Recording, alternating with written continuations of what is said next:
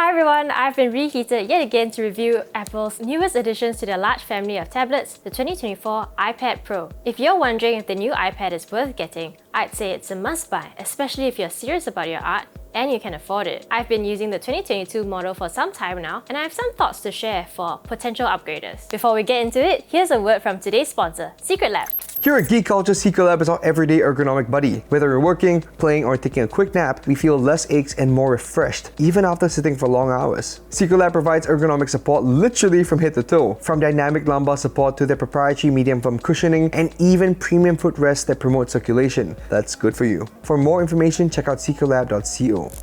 Equipped with an Ultra Retina display, the new iPad Pro is a stunner with brilliant displays. It renders high-contrast game environments, videos and other visually intensive software with ease for greater immersion and satisfaction of the user. Speaking of intense, Apple has given this iPad a new heart with the M4 chip built for higher, faster and better performance in CPU, graphics and AI processing.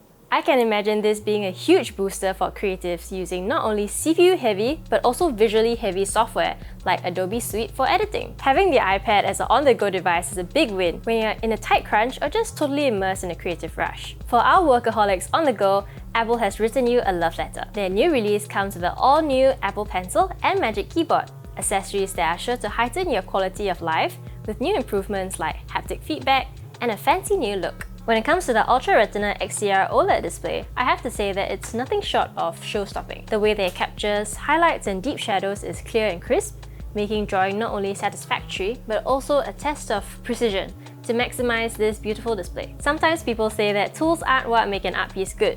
That relies on the skill of the creator alone. But doesn't it look awesome though? I honestly feel myself leveling up when I look at the work from the view of the iPad. It's just so vibrant and immersive that it's kind of unreal.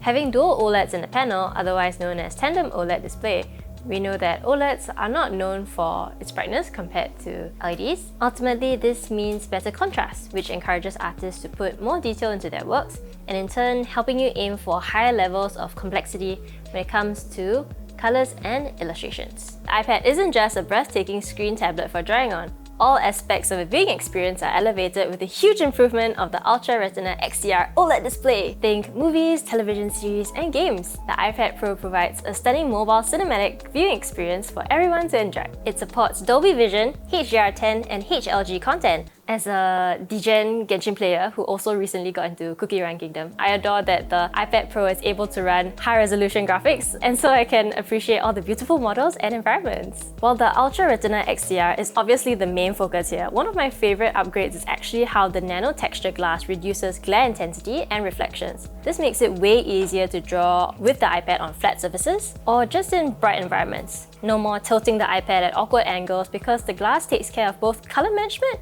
and glare control. With the M4 chip being the backbone behind the iPad Pro's next-level graphics performance, let's test it by using a staple of our iPad review videos. How many layers can Procreate handle on this machine? Using 300 dpi as our constant, here are the stats at the time of recording. For canvas size A4, 211 layers. For canvas size A3, 49 layers. For canvas size 4x6 photograph, 865 layers. And for a typical screen size of 1920 by 1080 pixels, 902 layers. It's no surprise that these numbers are almost identical to the ones on the iPad Pro 2022. This makes the iPad Pro 2024 not only a superior device in terms of visual display, but also high detailing. I'm sure Procreate won't be the only app that's evolving alongside the iPads. As someone who has been delving into graphic design, I hope that programs like Illustrator will be optimized for mobile tablets like the iPad too, for a more centralized workflow. I'm excited to see what other software experiences will be enhanced with this leap in tech for all of us who love to work on the go. Now let's talk about accessories. The Apple Pencil is a must-have for artists who want to make the full use of the iPad family screens. But I have a few thoughts about the newest additions to the Apple Pencil series. The Apple Pencil Pro we have here is a lookalike of the previous Gen 2 Apple Pencil. However, the Apple Pencil Pro is now built to react to various stimulus, such as squeezing, barrel rolls, and taps, that allow users to change tools and view the hover point feature. Well, to be honest, haptics on the Apple Pencil aren't everything to me because after 2 years of using a variety of stylus to draw, it's not a big part of my creative flow. It would take some relearning to make full use of it. except barrel roll. Barrel roll is pretty sick when you're talking about a drawing experience that allows you to control directional application and effects on top of pressure. I adore texture brushes that imitate markers and other traditional media, so I do see this specific edition as an upgrade. When I think about quick tool switches, I think about the Wacom styluses and pens with those little buttons on the side, which are much easier and intuitive to press a click in comparison to the Apple Pencil's controls. Because of its rather smooth, solid structure, I don't find it the most intuitive form for minute interactions. To even trigger the haptic functions, I find the movements pretty unnatural and distracting to perform while in the zone. It's just not my cup of tea. The Magic Keyboard has also gotten an upgrade. With more keys, an aluminum palm rest, and a larger glass trackpad, it's been refined for a better working experience. While the keyboard isn't an integral part of my own design flow, I can imagine other users who may benefit from these design tweaks. Personally, I'm glad that the palm rests were changed for a smoother finish because the original material was not only a little sticky, but also attracted dust and fur. It became kind of annoying when your portable tablet is just slowly becoming more dusty every time you take it out of the bag. But how does it compare to other iPads or even a MacBook?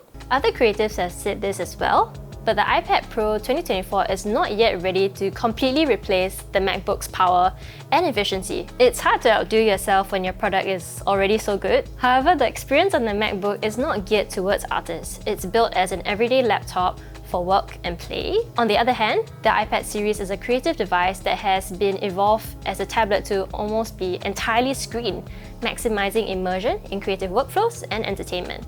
Software does not operate as well on the iPads as they do on laptops and PCs, whether it's the functions or the layouts. More software are optimized for laptop and PC use.